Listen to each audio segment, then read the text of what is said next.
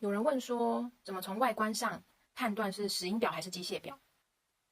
那外观上呢，就是看这个，它后面会有它的机芯在走动，或者是背面是镂空的，然后会发现它的有转盘跟一些零件，这种造型就是外观上它就是机械表。那有些机械表做的跟这个一样，就是它是整个看不到里面的。